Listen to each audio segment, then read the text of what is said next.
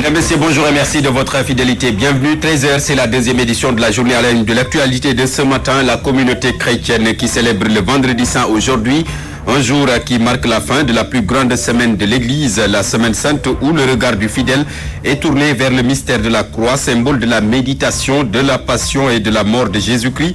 Abbé Théodore Mendy, dans ce 13h, précise que cette semaine est aussi un moment de pardon, de fidélité et de réconciliation. Autre fait marquant de ce vendredi saint, la tradition du Ngala qui symbolise le partage et la communion avec tous les autres frères, notamment musulmans, un trait d'union solide du dialogue entre les religions. Les paysans du Sénégal qui invitent l'État du Sénégal à une large concertation sur la campagne agricole 2013. Ces derniers qui voient déjà les prémices d'un échec soutiennent que c'est la seule voie pour redresser la tendance. Autre doléance, l'application de la loi sylvo-pastorale pour résoudre les conflits.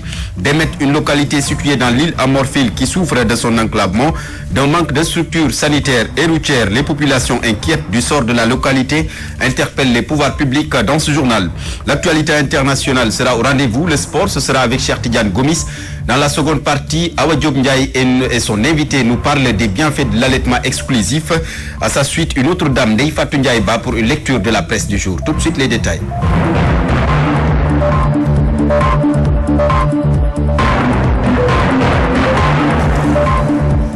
Merci de votre fidélité. Bienvenue. La communauté chrétienne qui célèbre le vendredi saint aujourd'hui, c'est un jour qui marque la fin de la plus grande semaine de l'Église catholique, la semaine sainte, où le regard du fidèle est tourné vers le mystère de la croix, symbole de la méditation, de la passion et de la mort de Jésus-Christ. Abbé Théodore Mendy précise également que cette semaine est un moment de pardon, de fidélité et de réconciliation. Il est au micro de Walfadjiri. La semaine sainte est la plus grande semaine de l'Église catholique. Une semaine riche en amour, en pardon, en fidélité, en réconciliation et en témoignage. Une semaine au cours de laquelle le regard des chrétiens que nous sommes est fixé sur le mystère de la croix. La croix est une école de vie. La croix est une école d'amour. La croix est une école de pardon. Victoire, tu régneras. Ô croix, tu nous sauveras. Et en ce vendredi saint, et de manière toute particulière, nous méditons la passion et la mort de Jésus-Christ. Pour toi, mon frère, pour toi, ma sœur, Jésus-Christ a tout accepté. Chrétien, mon frère, tout ce que Jésus-Christ a fait par amour pour toi, tout ce que Jésus-Christ a fait par amour pour toi, qu'est-ce que cela change dans ton cœur? Qu'est-ce que cela change dans ta vie? Qu'est-ce que cela change dans ton être? Qu'est-ce que cela change dans ton agir?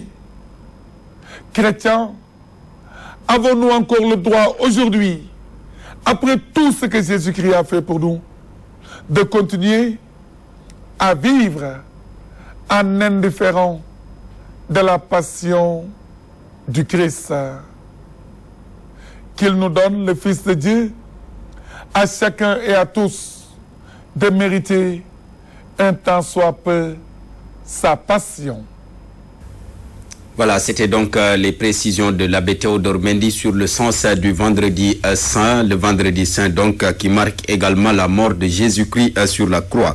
Autre fait marquant de ce vendredi saint, c'est la tradition du Ngala qui symbolise le partage et la communion avec tous les autres frères, notamment musulmans, un trait d'union solide du dialogue entre les religions. Oumou Kalsoum Li est allé goûter au Ngala des uns et des autres. Vous suivrez son reportage dans nos prochaines éditions. Après avoir été licenciés par la Caisse de sécurité sociale, les agents de l'ex-CTO qui s'insurgent contre le tribunal du travail qui a déclaré tout simplement irrecevable la procédure qui consiste à réclamer leur argent qui tourne autour d'1 milliard de francs CFA. Et puis les travailleurs l'ont dit ce matin lors d'un sitting dans les locaux de l'hôpital de Grand Yoff. Salou Faïdaf, agent ex-CTO, au micro de Fatou Diouf Faye. Depuis 1996, nous nous battons avec cette caisse de sécurité sociale, que j'appelle d'ailleurs caisse d'insécurité sociale, parce que je ne trouve pas le social dans cette affaire-là. Nous nous battons et au moment de délibérer le dossier au niveau du tribunal du travail, la présidente du tribunal a dessaisi le juge qui gérait ce dossier pendant près de 10 ans. Et le nouveau juge est venu dire que le dossier est irrecevable. Et on a vu que ce jour-là, notre liste, la liste des 235 agents concernés a été truquée. Parce qu'il y a eu des noms qui ne figuraient pas dans cette liste-là. Et en plus de ça, on a 2 de nos collègues qui ont gagné leur procès, qui ont été dédommagés et payés. Et en plus de ça, il y a 30 parmi nous, avant la session, ont été affectés à la Caisse de sécurité sociale sous forme de protection. Vous vous rendez compte? C'est pour cela qu'on est resté près de 6 ans après la session à percevoir nos salaires catégoriels. Aujourd'hui, nous dénonçons l'attitude de la présidente du tribunal, nous dénonçons le tribunal du travail en question.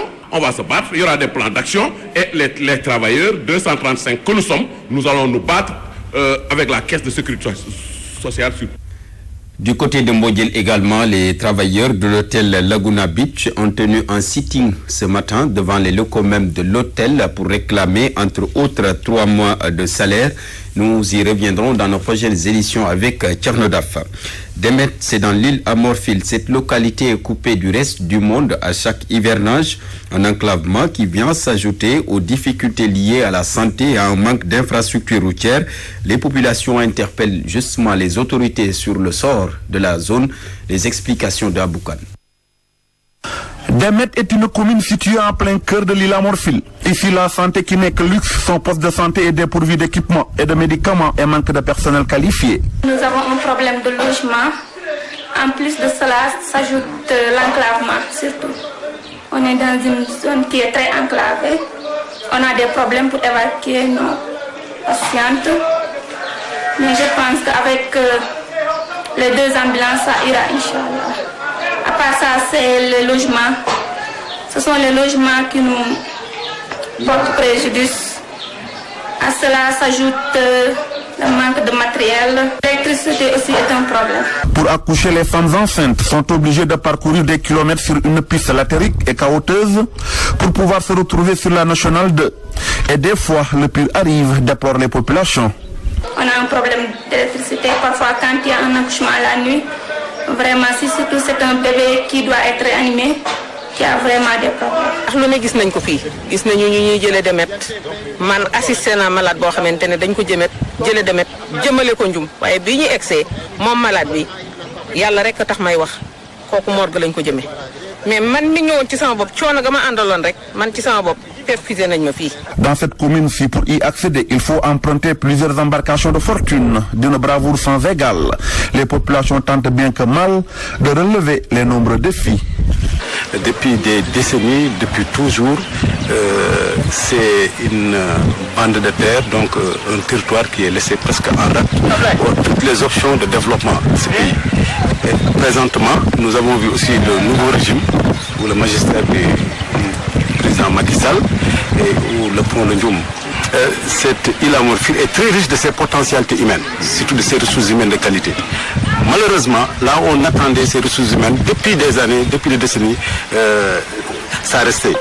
Ce n'est pas seulement pour le désenclavement de Demet, mais ça participe aux actions de Monsieur le Président de la République de désenclaver l'île à Morphil. Aujourd'hui, le combat quotidien que mènent ces populations est de faire en sorte que leurs conditions de vie s'améliorent et de créer également un meilleur avenir qui les amènerait à devenir économiquement indépendantes, même si le chemin à parcourir reste encore très loin. À Podor Aboukan pour la télévision Walfadjri. Aboukan, je vous l'annonçais en titre, campagne agricole 2013, les paysans invitent l'État à une concertation, seul gage de réussite. En Assemblée générale à Thiès, ces producteurs demandent également au pouvoir public d'appliquer la loi sylvo-pastorale pour résoudre les conflits souvent liés à l'agriculture. Nazir Sall, leur porte-parole au micro de Ramatoulaye Sarr. Pour une bonne gouvernance, la campagne agricole, c'est la clé de la vie des paysans. Absolument, ce que nous invitons à l'État, effectivement, c'est une base de concertation qui nous permet de faire l'évaluation déjà en première. Le CNCR se projette dans les jours à venir de faire ses tournées comme elle le faisait avant pour partir faire l'évaluation de la campagne agricole. Au-delà de cette évaluation de la campagne agricole, ce qu'on se projette en général dans nos habitudes, c'est qu'on renvoie un rapport au niveau du ministère de l'Agriculture, avec qui nous avons des bonnes relations, il faut le reconnaître, qui a toute la volonté de concertation. On pense qu'effectivement, les conclusions de cette tournée serviront au ministère de l'Agriculture pour la prochaine hivernage. Notre premier appel, c'est l'application de la loi agro-sylvo-pastorale. Globalement, on pense que c'est une loi qui permettrait à l'État de résoudre beaucoup de questions. Au-delà de ça, effectivement, il y a toutes les questions que vous venez de poser, que ce soit sur des questions d'équipement ou choses, c'est des questions sur quoi on devrait revenir. Notre méthode, c'est de dire qu'on sort de la campagne concrètement. On est des paysans, on veut toucher. Concrètement, qu'est-ce qui a marché? Concrètement, qu'est-ce qui n'a pas marché? On essaie de faire deux analyses. Dans ce qui n'a pas marché, quelle a été notre responsabilité? La deuxième chose, quelle est la responsabilité de l'État?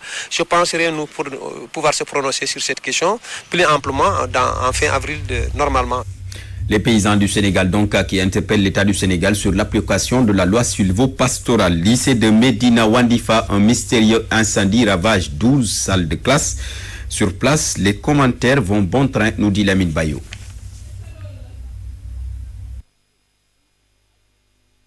La problématique des engins de mort qui continuent la guerre après que celle-ci soit finie, appelée communément mine antipersonnelle, a été au cœur des débats, surtout des journalistes évoluant dans les régions. Voilà, ce n'est pas le bon élément, Lamine Bayo, donc, qui devait nous parler de cet incendie qui s'est déclaré au lycée de Médina Wandifa et qui a ravagé, calciné 12 salles de classe. Nous y reviendrons dans nos prochaines éditions. En plus bref également, la première session des assises à Kaolack s'achève ce vendredi. 15 affaires ont été examinées par la Cour avec des emprisonnements allant de 5 ans à la perpétuité.